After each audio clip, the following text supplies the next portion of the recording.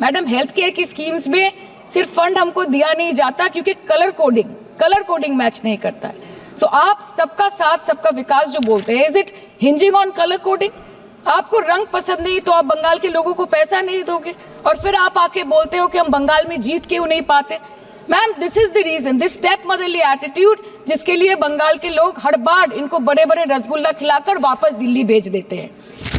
Even after making several attempts to crush our aspirations and our economy, Bengal government stands tall and true towards the commitment towards its people. Bengal में सिर्फ दीदी है तो मुमकिन है। The West Bengal government started transferring money to the bank accounts of 21 lakh people who worked for 100-day scheme without receiving any payments from the central government for Manrega. Even before Ayushman Bharat, in Bengal, Shastra Shati, a cashless scheme was launched, providing treatment cost up to 5 lakh for per person belonging to any strata of the society. आज कलकत्ता के किसी आलिशान private hospital में जहाँ पे एक अमीर आदमी की चिकित्सा होती है, वही बगल वाले बेड में एक गरीब मजदूर, एक गरीब किसान की भी ट्रीटमेंट होती है। यही है ममता बनर्जी का विकास।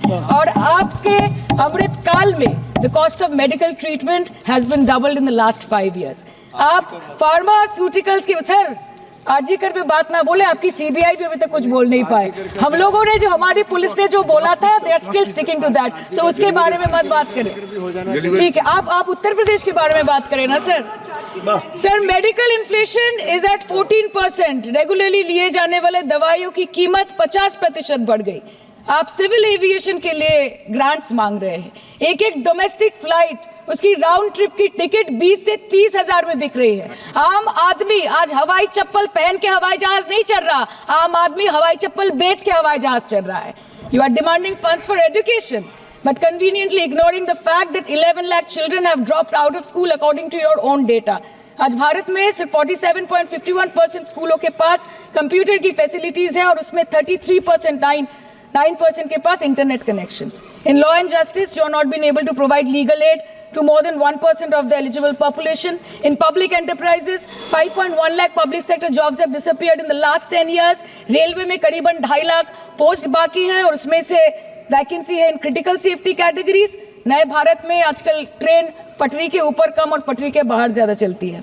मुझे दुख लगता है इस सदन में ये कहते हुए मैडम कि मैंने अपने लोकसभा क्षेत्र जादवपुर लोकसभा क्षेत्र के लिए एक बारुईपुर कोबी सुभाष मेट्रो एक्सटेंशन की मांग की थी। मुझे डिपार्टमेंट से ये चिट्ठी मिली जिसमें उन्होंने लिखा है that this project is not economically viable and this project is unremunerative. तो आपको अगर सब जगह से पैसा चाहिए तो मुझे ये बात समझ में नहीं आती कि लोग खुद के लिए आपको वोट देते हैं कि आपके फायदे के लिए वोट देते हैं। मैं आपको इतना ही बोलना चाहती हूँ, दिस वॉज द रीजन, अपने प्रॉफिट के लिए आज इन्होंने सीनियर सिटीजन का कंसेशन भी बंद कर दिया और सीना ठोक के ये बोलते हैं कि 2022-23 अर्थ वर्ष में हमने 15 करोड़ वरिष्ठ नागरिक से 2242 करोड़ कमाए। धन्यवाद माननीय सदस्य। मैं 2 बात और बोल के खत्म कर दूंगी कि लोकसभा पे खर्च करके क्या फायदा मैडम, जब यहाँ पे विपक्ष को बोलने का अधिकार ही ना हो। लोकसभा के लिए भी तो ग्रांट मांगा है ना मैम। और अभी सर बोल रहे थे कि बेटी बचाओ बेटी पढ़ाओ, तो 10 साल पहले मोदी जी ने लॉन्च किया था, लेकिन उसके 80% पैसे सिर्फ पब्लिसिटी और मार्केटिंग और एडवर्टाइजमेंट में खर्च कर दिए। आपके उत्तर प्रदेश, मध्य प्रदेश, राजस्थान में ना बेटी को पढ़ा पा रहे और ना बेटी को बचा पा रहे। बंगाल आए और देखिए कि ममता बनर्जी ने विधानसभा में अपराजिता एक्ट में बिल पास किया है, कन्याश्री किया है। विपक्ष के कुछ साथियों ने कुछ ऐसे क्रिटिसिज्म्स रखे हैं, कुछ ऐसे कटाक्ष रखे हैं जिन्हें मैं यहां बहुत विनम्रता से उनका जवाब देना चाहूंगी, उन संशयों का, और ये आग्रह करना चाहूंगी कि आपके संशय डिबेट तक सीमित रहे, वोट तक उन पर उनकी परछाई मत पड़ने दीजिएगा। माननीय उपनेता सदन ने कहा कि हम आरक्षण के पक्ष में नहीं हैं।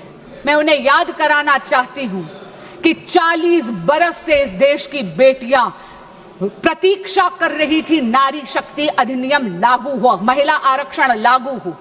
ये नरेंद्र मोदी सरकार है जो सर्वसम्मति से इसको पारित कर कानून बना पाई सितंबर 2023 से। तो हमारी नीयत साफ है, हमारी नीति साफ है, ये तो परिलक्षित हमने सितंबर 2023 में ही कर दिया। मैं फिर पूछना चाहती हूं, बार बार विपक्ष के कई साथियों ने कहा, टाइमिंग की बात कही, यहां तक कि माननीय अखिलेश यादव जी ने कहा जल्दबाजी। मैं पूछना चाहती हूं कि 40 बरस की डिले के बाद भी आप जल्दबाजी का आरोप किस मुंह से लगा रहे हैं? और रही बात इलेक्शन की, महोदय, जब तक कि एक राष्ट्र एक चुनाव का रिफॉर्म इस देश में लागू नहीं हो जाएगा, हमारी पॉलिटी का नेचर ये है कि यहां तो चुनाव हमेशा रहते हैं। मैं आपको एक व्यक्तिगत अनुभव बताती हूं। मुझे अभी 2 साल भी पूरे नहीं हुए एज अ सांसद। जून में 2 साल में कंप्लीट करूंगी, लेकिन बंगाल का चुनाव 7वां चुनाव है जिसमें योगदान करने का मुझे मौका मिल रहा है। इसलिए चुनाव तो यहां चलते रहेंगे, लेकिन चुनाव बहाना नहीं बन सकता हमारे देश की मातृशक्ति का हक मारने के लिए। अखिलेश जी ने विचार परिवार की भी बात करी। मैं शायद वो इस बात से अवगत नहीं है, क्योंकि मैं भी राष्ट्रीय सेविका समिति की ही एक कार्यकर्ता हूं। पिछले 90 वर्षों से राष्ट्रीय सेविका समिति संघ के साथ कदम से कदम मिलाकर इस देश की सेवा कर रही है।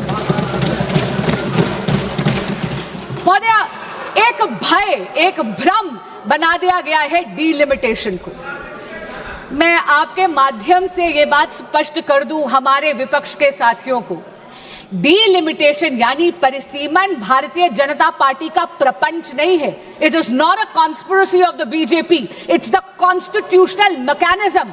वही कॉन्स्टिट्यूशन, वही संविधान जो बाबा भीमराव अंबेडकर जी ने बनाया है, उन्हीं के रचित कॉन्स्टिट्यूशन में ही ये प्रावधान है, ये मैकेनिज्म है जहां पर डीलिमिटेशन अनिवार्य है।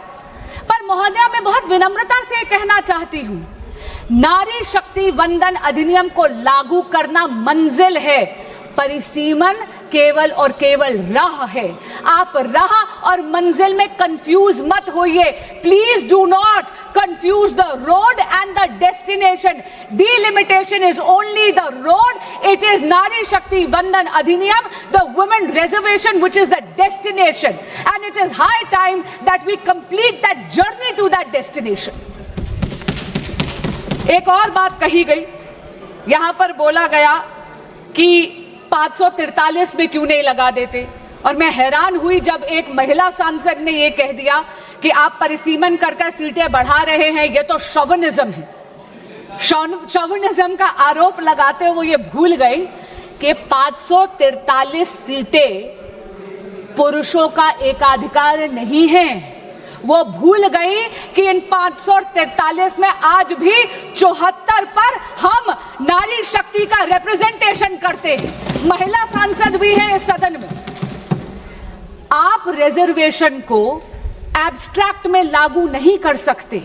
आपको रिजर्वेशन को आइडेंटिफाइड कॉन्स्टिट्यूएंसीज में ही करना पड़ेगा, और इसीलिए परिसीमन आवश्यक है, सीटों की बढ़ोतरी आवश्यक है।